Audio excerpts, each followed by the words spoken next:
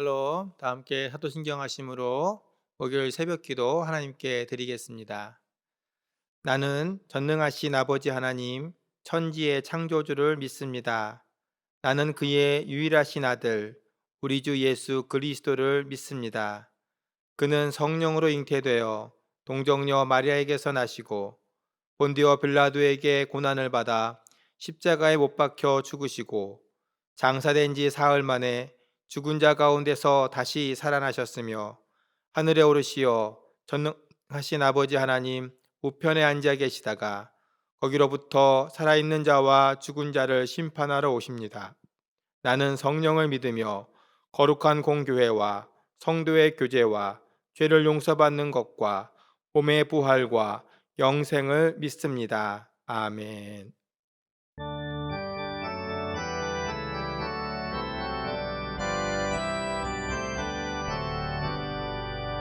내 주의 나라와 주 계신 성전과 피 흘려 사신 교회를 늘 사랑합니다. 내 주의 교회는 전성과 같아서 눈동자같이 아끼사 이 교회 위하여 눈물과 기도로 내 생명 다하기까지 늘 감사합니다.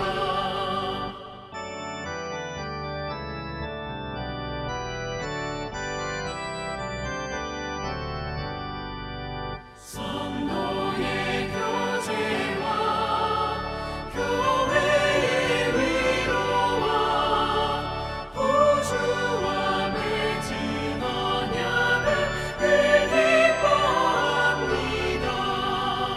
하늘의 영광과 베푸신 은혜가 진리와 함께 영원히 시온에 넘치네.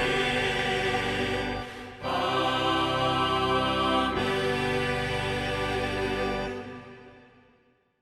오늘 우리에게 주시는 하나님의 말씀은 신약성경 디모데전서 1장 3절로 7절의 말씀입니다. 내가 마게도냐로 갈 때에 너를 권하여 에베소에 머물라 한 것은 어떤 사람들을 명하여 다른 교훈을 가르치지 말며 신하와 끝없는 족보에 몰두하지 말게 하려 함이라. 이런 것은 믿음 안에 있는 하나님의 경륜을 이룸보다 도리어 변론을 내는 것이라. 이 교훈의 목적은 청결한 마음과 선한 양심과 거짓이 없는 믿음에서 나오는 사랑이거늘 사람들이 이에서 벗어나 헛된 말에 빠져 율법의 선생이 되려 하나 자기가 말하는 것이나 자기가 확증하는 것도 깨닫지 못하는도다. 아멘. 샬롬. 오늘도 주님의 도우심 가운데에서 안식과 평안을 누리시기를 주님의 이름으로 축복합니다. 어제는 우리의 믿음의 대상인 하나님과 예수님이 어떤 분인가에 대해서 묵상했습니다. 하나님은 구원의 시작이시며 택하신 자들을 지키시고 보호하시는 아버지라고 했습니다. 또한 예수님은 완전하신 하나님이 죄 없는 인간으로 오셔서 십자가에 죽으심으로 하나님과 화목해하는 중보자가 되신 유일하신 그리스도시요 주님의 부활은 믿는 자들의 영생의 소망이라고 했습니다. 이어지는 오늘 본문은 디모데전서가 기록된 중요한 내용 중에 하나를 다루고 있습니다. 3절과 4절은 바울이 디모데를 에베소에 머무르게 한 이유에 대해서 말씀합니다. 어떤 사람들을 명하여 다른 교훈을 가르치지 말며 신화와 끝없는 족보에 몰두하지 말게 하려 함이라. 앞서 말씀드린 바와 같이 에베소는 아시아의 관문으로 번영한 도시였습니다. 당대의 헬라 문화가 깊게 자리 잡은 우상의 도시였습니다. 그리고 그 안에는 지적 허영과 자만심을 가진 이들이 많이 있었습니다. 교회도 마찬가지였습니다. 그로 인해 교회는 불필요한 논쟁과 분열이 일어났음을 디모데전서는 우리에게 말씀하고 있습니다. 디모데는 이러한 에베소 교회의 문제를 바울이 전한 바른 복음과 바울에게 배운 사랑으로 해결하기 위해서 남게 되었던 것입니다. 신화와 족보에 몰두한 이들은 교회 안에 다른 교훈을 퍼뜨렸습니다. 이들이 전한 다른 교훈은 거짓 복음이었으며 그리스도가 전파하고 사도들이 전한 복음을 변질시켰습니다. 또한 나만 아는 지식을 소유했다고 하는 자만심은 교회 안에 무익한 변론과 분쟁을 일으켰다고 했습니다. 이러한 교훈들은 다른 복음들은 복음의 일을 방해했습니다. 먼저는 하나님의 경륜이 이루어지는 것을 방해했습니다. 바울 시대는 이제 교회들이 세워지고 복음이 열방으로 전파되던 시대였습니다.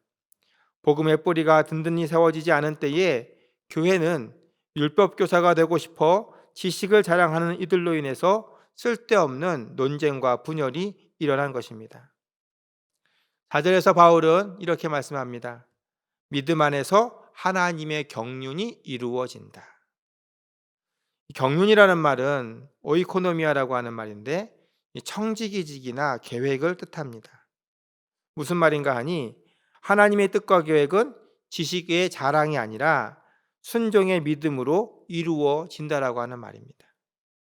그런데 다른 교훈을 가르치는 이들은 믿음이 아니라 지식으로 하나님을 알려고 했습니다. 그러나 하나님은 지식으로 이해할 수 있는 분이 아닙니다. 하나님은 우리가 믿음으로 따라가야 되는 분인 것이죠. 성경에 보면 현재까지의 지식과 과학 또 경험으로 이해할 수 없는 일들이 많이 있습니다. 여러분들도 성경을 읽다가 부딪히게 됐던 것들이 있었을 것입니다. 물론 목사인 저도 이해가 되지 않는 부분들이 있습니다. 그런 것이 있다고 해서 여러분 하나님이 불완전한 분이시겠습니까? 아니죠. 우리가 이해할 수 없는 부분은 신비의 영역입니다. 알 필요가 없거나 알아야 소용이 없는 그런 일들이라는 것이죠. 우리도 자녀들을 키울 때 그런 일들을 경험할 때가 있습니다. 어떤 이야기를 하는 걸 들어보고 아이들이 와서 물어요. 궁금해서 물어요. 근데 우리가 모든 것을 아이들에게 다 설명해 주지 않아요.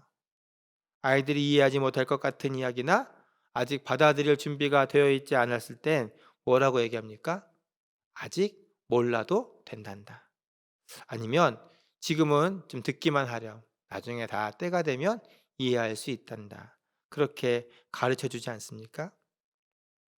우리가 신앙생활 하는데도 이런 일과 부딪힘들이 있습니다. 그럴 때 우리가 알고 있는 짧은 지식으로 하나님의 뜻을 재단하려고 하면 안 됩니다. 여러분, 본질적이지 않은 일에 힘쓰지 마십시오.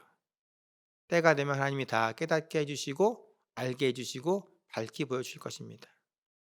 우리에게 필요한 것은 믿음입니다. 믿음이 무엇입니까? 믿음은 하나님의 뜻은 나보다 높고 하나님의 계획은 나보다 세밀하며 하나님의 지혜는 끝이 없음을 신뢰하고 오늘 내게 주어진 삶의 길을 순종하면서 가는 것입니다. 그게 믿음이죠.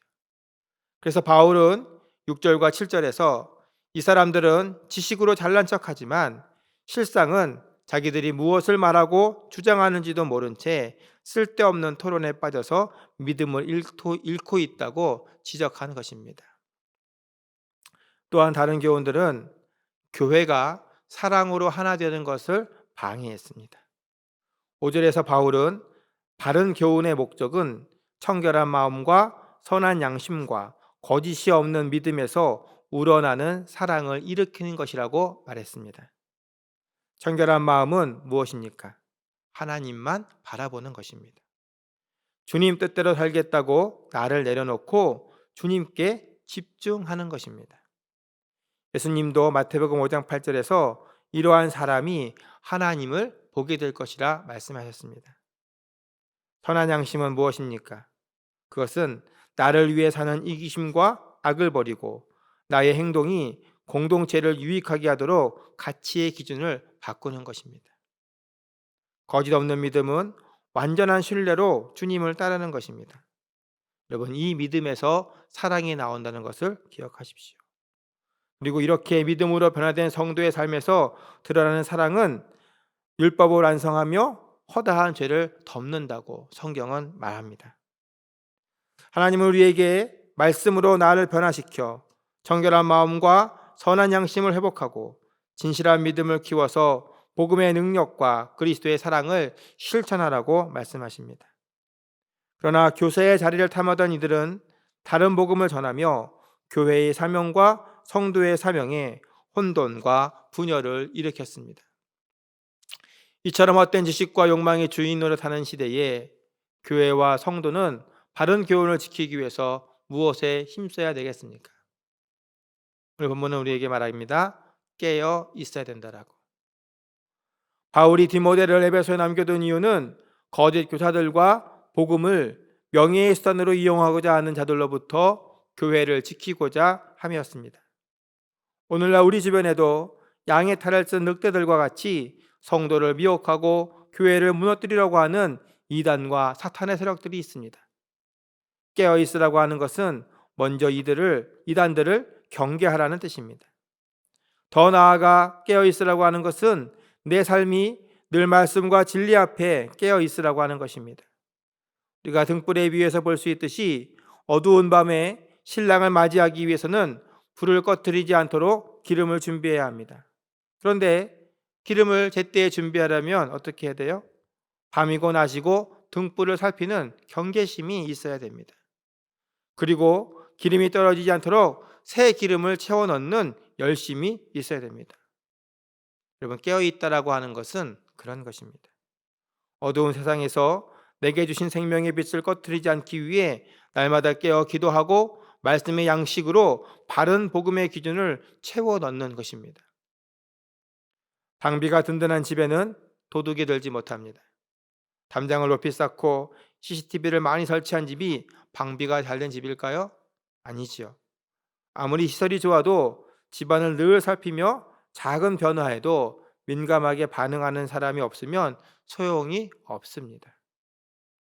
내 생명을 지키기 위해, 소중한 이들의 생명을 지키기 위해 영적으로 깨어 있으십시오.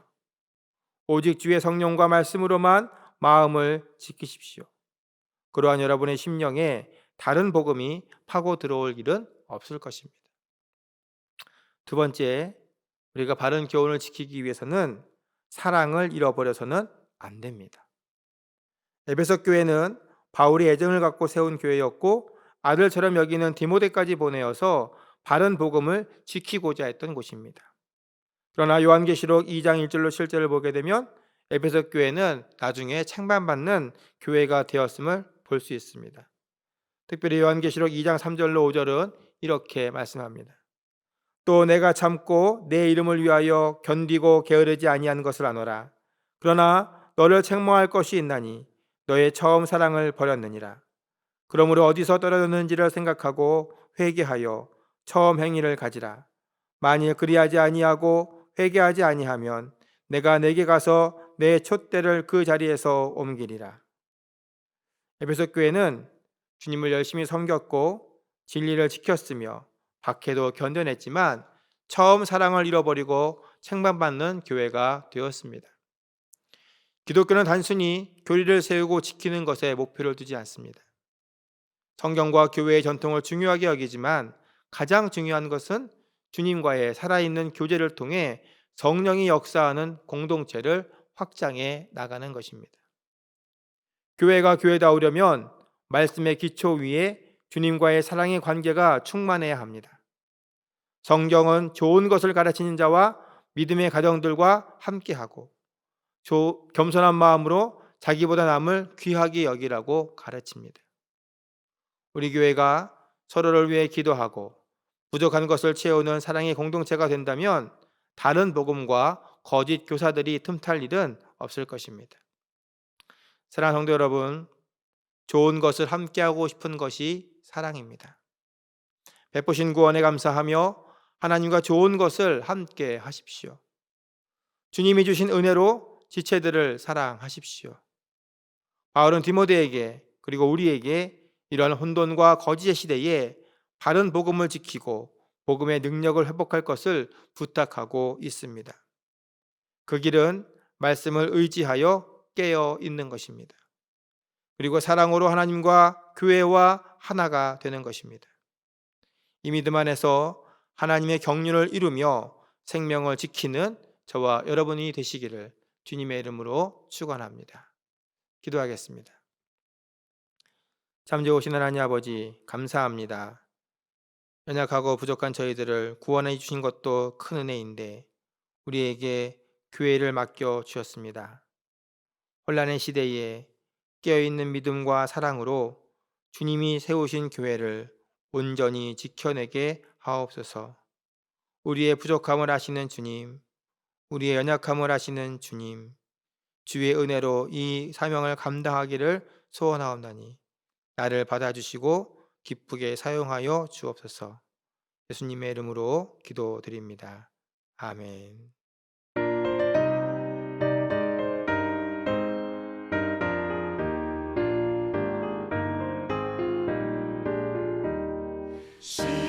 시온성과 같은 교회 그의 영광은 없다. 허락하신 말씀대로 주가 친히 세웠다. 반석 위를 세운 교회 흔들 자가 누구랴. 모든 원수를 에워싸도 아무 근심 없도다. 생명샘이 솟아나와 모든 성도 마시니 언제든지 흘러넘쳐 부족함이 없도다. 이런 물이 흘러가니 목마를 자 누구랴.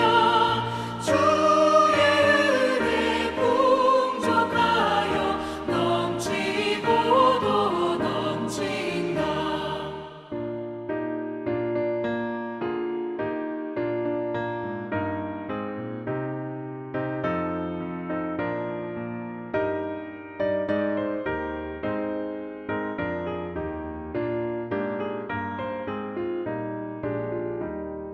주의 은혜 내가 받아 시온 백성 되는 때 세상 사람 비방해도 주를 찬송하리라.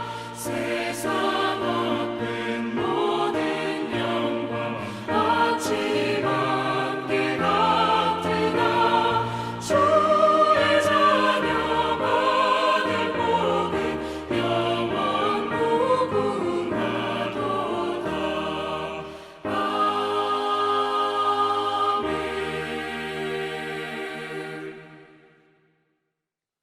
오늘도 주님과 함께 행복한 하루 되시기를 바랍니다. 다 함께 주기도문 하심으로써 새벽 기도회 마치겠습니다. 하늘에 계신 우리 아버지, 아버지의 이름을 거룩하게 하시며 아버지의 나라가 오게 하시며 아버지의 뜻이 하늘에서와 같이 땅에서도 이루어지게 하소서. 오늘 우리에게 일용할 양식을 주시고 우리가 우리에게 잘못한 사람을 용서하여 준 것 같이 우리 죄를 용서하여 주시고 우리를 시험에 빠지지 않게 하시고 악에서 구하소서. 나라와 권능과 영광이 영원히 아버지의 것입니다. 아멘.